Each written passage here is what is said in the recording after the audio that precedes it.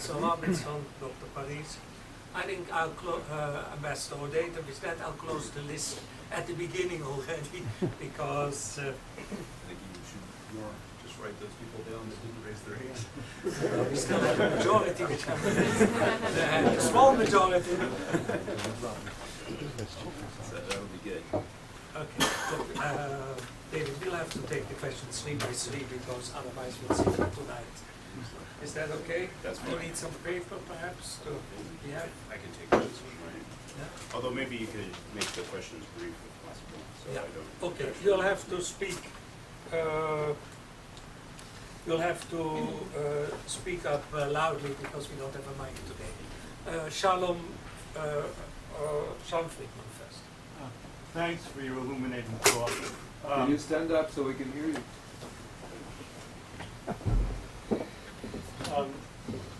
The description you've given of Islamic, I think, civilization really is a description which is so despairing, because what you've said, I think, and you're not alone in saying it, is that there's no way of really changing a way of thought which is impervious to evidence, to rationality, to any kind of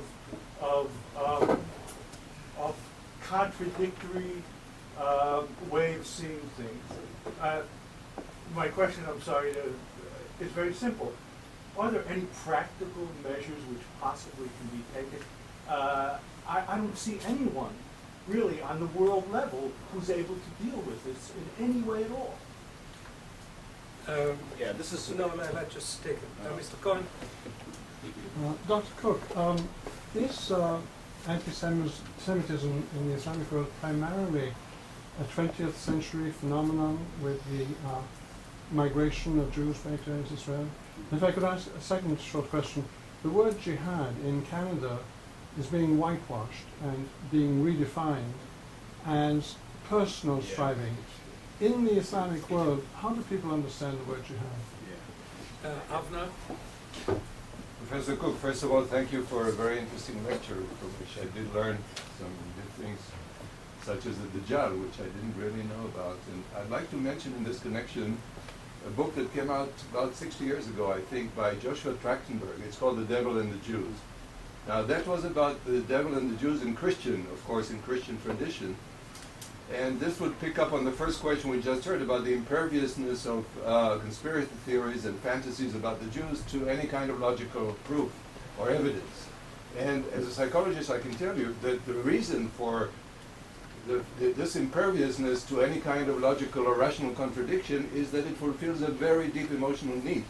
And the emotional need is to project upon others that which you cannot tolerate in yourself. I'm being very telegraphic because I don't want to take too much time. Now, I want to just refer, this was the comment, and the question is, referring to a sentence that you said towards the end of your lecture, which struck me as very important.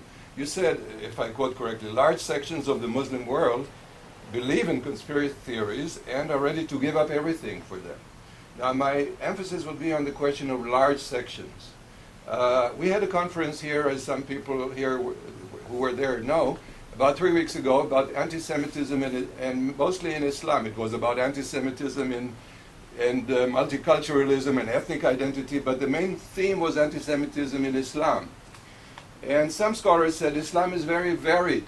There are Sufis and Shiites and Wahhabis and Sunnis and so on and so forth, and there are differences. And then one respected scholar said you have at least to distinguish between radical Islam, fanatical Islam, and non-fanatical Islam. And then one scholar stood up and said that is nonsense. They're all alike. All Muslims are alike, and they all dance in the streets when Israelis or Americans are killed. I would like to hear your view on this. Thank you very much. Okay, that's the end of the first hour. Okay, the issue of practical measures, in all honesty, I feel quite stymied with regard to this question. And I have to agree with you that, I mean, I'm not a psychologist, and I come to this, again, you know, as a student of religions and so forth, not being able to bring to bear too much study of psychology, but I have never really been able to see practical measures that deal with this issue. And and really I'm open to anybody who has any other opinions.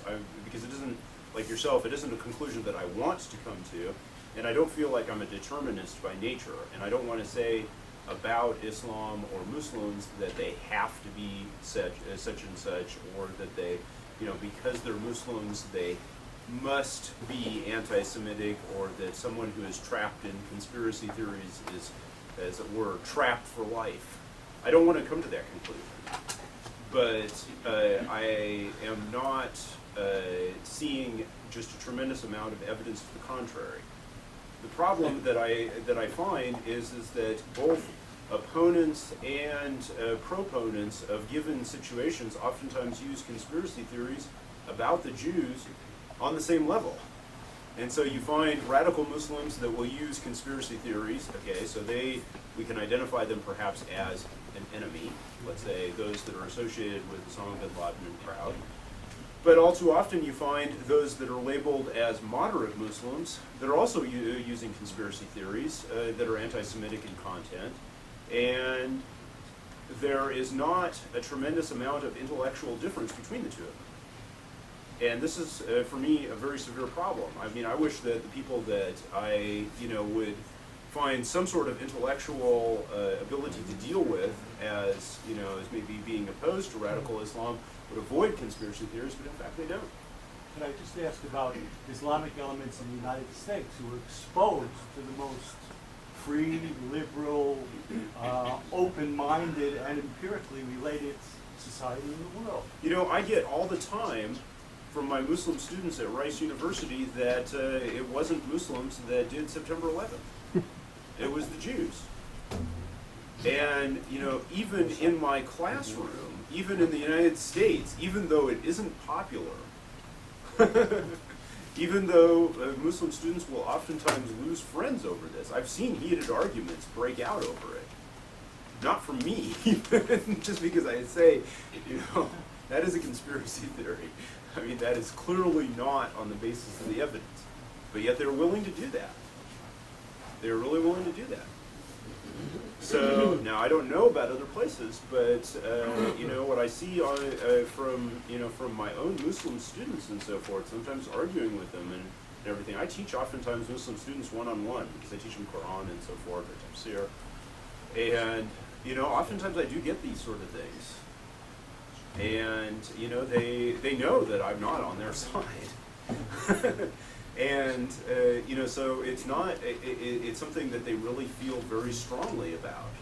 Is there another opinion among the considerable group of let's Muslims? not get it. I just Okay. this point.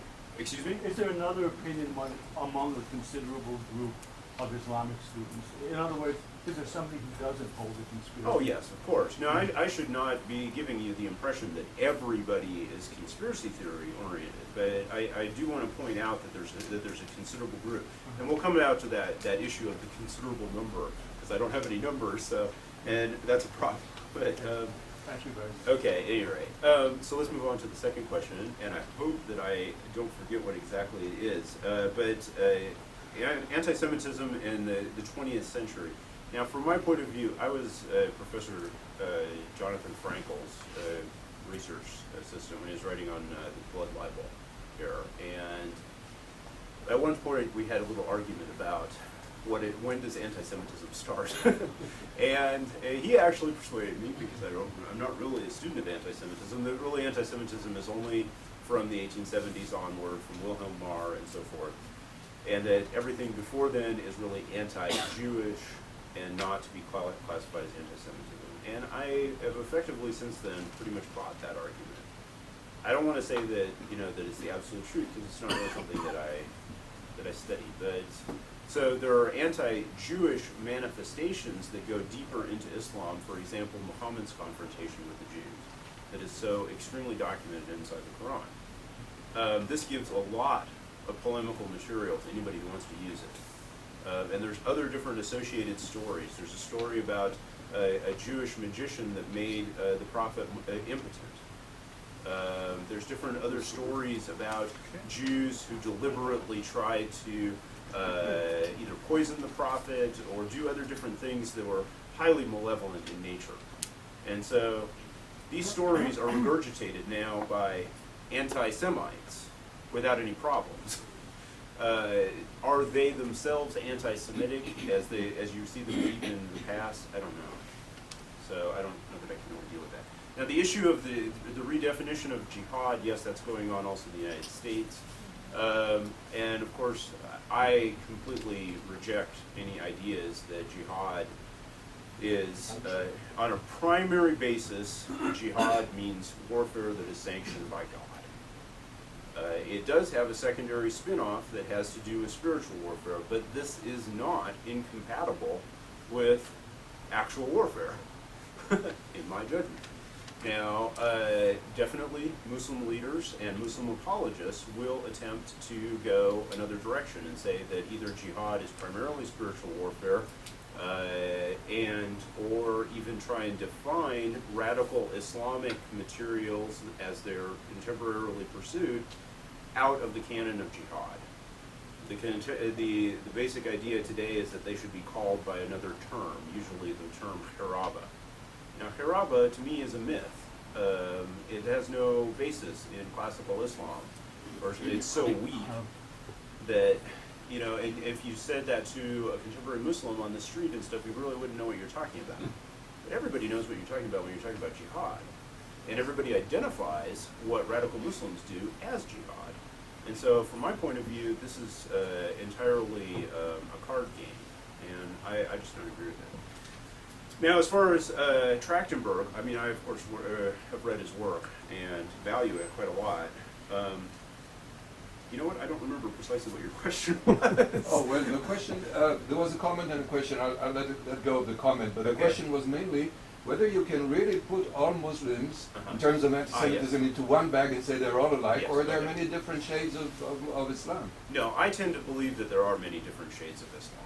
And I mean, I'm not going to gradiate it that much, because conspiracy theories, by their very nature, are something that manifest themselves not on all occasions. And I think that they are a deeply held belief system that can come out at private moments or at public moments sometimes, like with my students in arguing about September 11th. But, and I do not want to tar all Muslims by anti-Semitism, because I don't think that all Muslims are anti-Semitic at all. And, you know, I think that the conspiracy theories can have many different manifestations, just like with the Naqshbandis in Istanbul. So I definitely do not want to say that all Muslims are anti-Semitic. I think that many Muslims have been tinged by certain anti-Semitic beliefs, and even those then can sometimes be practically anti-Semitic.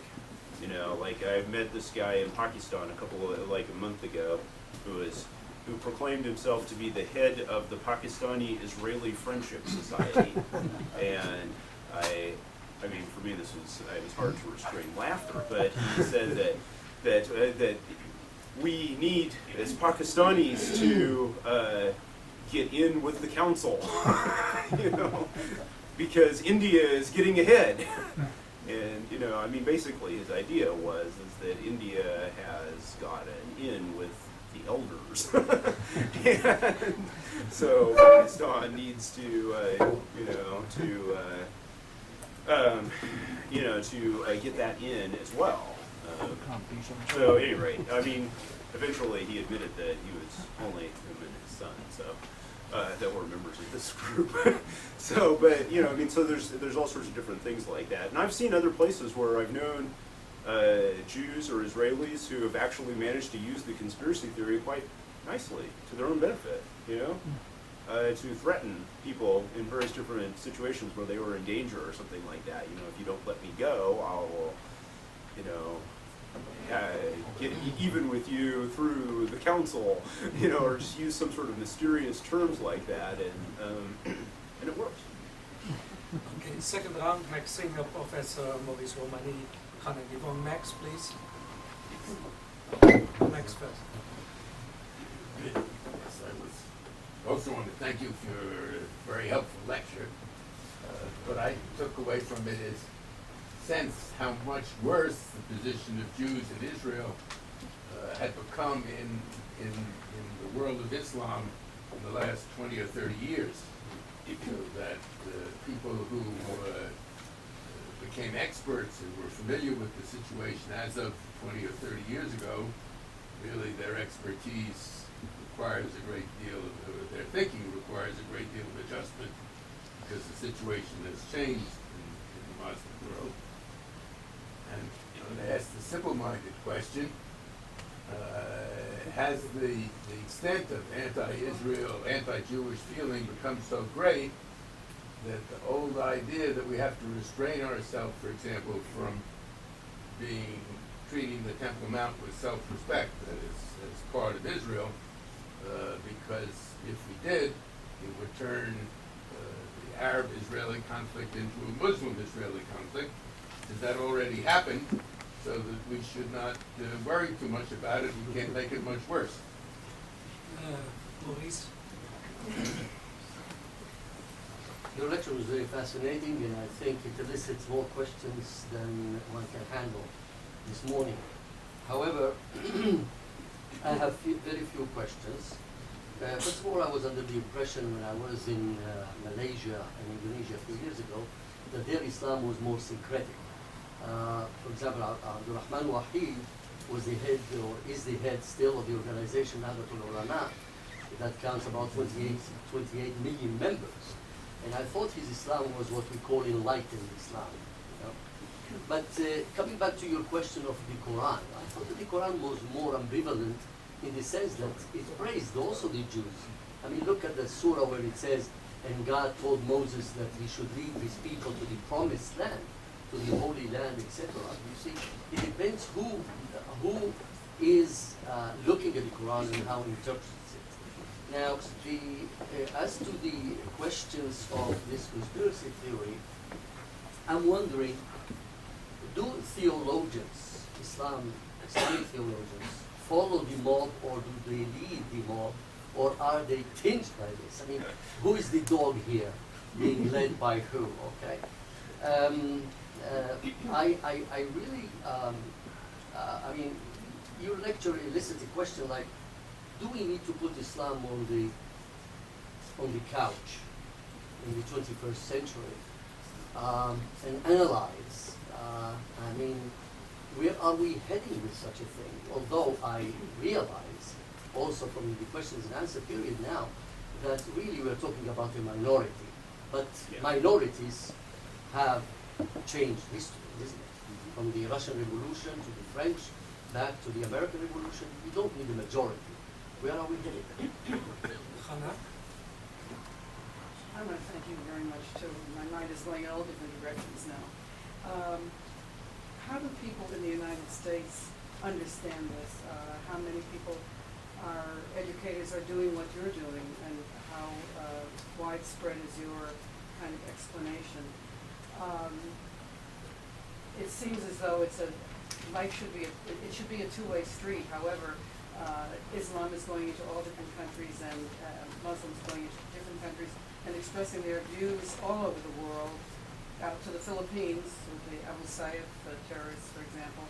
And yet there's the Muslim countries we have no access to Muslim countries to try to spread information in the other direction. And one other thing, the fight in Iraq seems to be something that has to do with creating democracy there, but it seems to be as though it's more what you've spoken about is theory, and how far can that go, even if one wins in a particular country and creates democracy. Theory is still there, this conspiracy. Wow, these questions are so huge. I don't know that I'll ever break my way out of them. Okay, the issue of the Temple Mount. The Temple Mount really is a major feature in Muslim apocalyptic literature. And a great deal of paranoia on the part of apocalyptic and part of jihadi material comes from the fear that Jews will destroy the Dome of the Rock or rebuild the Third Temple and so forth. Now, part of this has to do with the fact that the Dome of the Rock represents Muslim supersessionism. And it's more or less the same issue as you find also in India with the Babri Masjid in Ayodhya. That was also built at a particular time when Muslims controlled things and so forth, and then is supposed to stay on. Now, whether destroying the Dome of the Rock would actually increase I hadn't asked about destroying the Dome of the Rock. I asked about arranging so Israelis can walk on the Temple Mount, and that we control the Temple Mount, not them. Oh, okay. That definitely does clarify things. Okay, controlling the Temple Mount. You know, I just don't know. I mean, the paranoia is so great. It's just really. I mean, I think of it more in terms of destroying the Dome of the Rock. Maybe that's the reason why I put those words in your mouth, because that's the way they always portray it. Yeah. But control. I think that effectively control over that would be the same in their eyes as destruction. But it's so hard to say. I mean, there's differences between passive and active right there. I mean, the passive response, you know, might be conspiracy, but then the active response might be actual warfare, and it might turn into an actual then conflict with the entire Muslim world. And so I don't know whether I can really speculate beyond that, because so much of that is really projection about having to do with Muslim supersessionism, loss of power, loss of perceived power. You know, the role of Jews in defining what Muslims consider to be their sacred history and so forth, and who has control over that sacred history. You know, this gets back to what you were talking about right there. I'll take this opportunity to partially answer that question. I mean, from a Muslim point of view, Moses is not a Jew. He's a Muslim. Yeah. So all of these, I mean, to say yes, of course, you've got this this verse in the Quran, "Kutiba alaykum al-ardu muqaddasa," etc. You know, so but it doesn't mean the Jews. I mean, if you're reading it from a biblical perspective, obviously it's the same story, and so you want to read it in terms of the Jews. But from a Muslim point of view, it's just another Muslim. So it doesn't really have any real relevance for Jews at all in Muslim interpretation. Okay, so the control of the Temple Mount has a lot of different ramifications like that. I think that the status quo, undefined, is probably creating more conspiracy theories than anything else, because it creates this sense of, I don't know what's going on, I don't know who truly controls this, and you know, some sort of definition, whether it's good or bad from a Muslim point of view, would at least define the issue. And that's just my own personal opinion. Okay, the issue of Indonesia and Malaysia as syncretistic Islam, that has been to a large degree rejected by professional Islamic scholars. There is a certain amount of syncretism within Indonesian Islam, but when you look at Nahdlatul Ulama or the Muhammadiyah, and I've interviewed now leaders of both and so forth, they also have quite a number of conspiracy theories at their top level. You're amazed talking to their leaders and so forth, the sort of things that they really believe. I did not specifically ask them about anti-Semitic materials, but none of them believed that September 11th was done by Muslims, for example. And you know, there's a wide currency of things like protocols, different other materials within Indonesian society. I think that this is a society that, if it was characterized by syncretism at one particular time, is gradually going through a transition into a much harsher form of Islam, like Turkey. I think that Turkey is another example of a country that is gradually moving away from either syncretism or a semi-secularism into a much more dogmatic form of Islam. Could you define syncretism? Excuse me? Could you define syncretism? That's a great question. And only for a religious studies professor.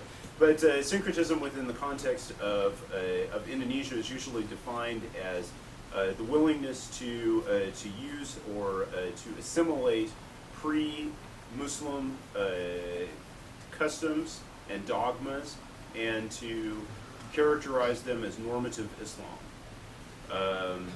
Indonesian Islam has oftentimes been characterized as highly syncretistic, and that there's a minority of what we could call normative Muslims, maybe around 15% or so, and the rest perhaps more of a, you know, they kind of marry together. The population there previous to Islam was largely Hindu, and so it's possible that there is some sort of syncretism there, but that's been highly debated by scholars and so forth, scholars of Islam, whether that's actually the case or not. That's based ultimately upon the observations of Clifford Geertz, who really made that characterization. Okay, the question about Islamic theologians lead or follow, and this is a question about especially about jihad stuff that I oftentimes ask, and here I can throw out the issue of suicide attacks. I mean, suicide attacks first start to appear within the Israeli context in the early 1990s, and you start to find the first book, the first serious book about them, that of Nawaf al-Taquri, issued in 1997. And since then it's gone through 4 editions and stuff. And so as you're looking at that, you know, does it lead or follow? You know, does the event that things occur and this new permutation and so forth then create the necessity to create new law? Or did Taquri's book all of a sudden cause the explosion in suicide attacks that happened immediately thereafter? And you know, you could argue really both ways. You know, that the suicide attacks that happened in Israel in 1994 through 97 were just precursors then for the huge number that started to happen and that were all justified by Taquri's book after 2000. And so, do they lead or follow? And I mean, it's a chicken or the egg question that I can't. I've never been able to get out of it. So No, because the other parenthetical statement was to what extent all these theories that we're talking about is filtering through the educational system. yeah, and that it depends on where. I mean, it depends upon the level of Arabization of a given society. It depends on the resistance of a given society to what I might call normative Islam, that's highly associated with Arabic, that's highly associated with, you know, maybe with the beginnings of radical ideas and so forth. There are certain areas that have proved to be very resistant, but there's other areas that haven't. You know, like Indonesia, I mean, it just spreads very fast. But there's other areas like Malaysia where it really hasn't. And so, you know, you cannot, I mean, geography doesn't necessarily seem to have much meaning there. And so, you know, like Bangladesh, you can't find materials like this, yet Pakistan is just overrun with them. And, you know, and so it's just, and there's interesting anomalies that you continually find. Also in Egypt, Uh-huh. Well, I mean, or the difference between, for example, Nigeria and Senegal. Okay? I mean, you know, the difference is just night and day. You, I mean, the level of Arabization in northern Nigeria is extremely high. And you find an extremely high level of radical materials. But yet, you know, in the same token, in Senegal, really you don't find anything. Okay, as far as U.S. Issues, in general, it's not very widespread. I don't think that there's very many people that really work on these sort of issues. That's, you know, just my impression and so forth. But yeah, I don't see very much work on it. In general, scholars of Islam do tend, I mean, what I consider to be professional scholars of Islam, I'm not talking about apologists for Islam, do tend to avoid contemporary stuff because it is so highly politicized. And so it usually causes people to lose stuff like tenure or different other comfort zone sort of things. And so it's just problematic.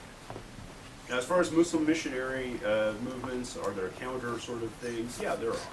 I mean, I think that there are methods by which material and information comes into the Muslim world. I mean, through the internet, although a lot of it is false and so forth, but there's material that does come into the Muslim world that is different. And there's also organizations that spread various different counter messages, perhaps. We could talk about that. What was your question about Iraq? I'm sorry, I guess I took that down really briefly.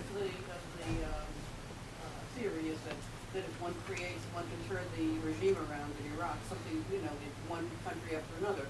Yeah, the domino effect, yeah. Right. That creating a democracy would make all the difference. But when you come to theory like this, that has permeated the world there, how Yes. effective? I remember that, yeah.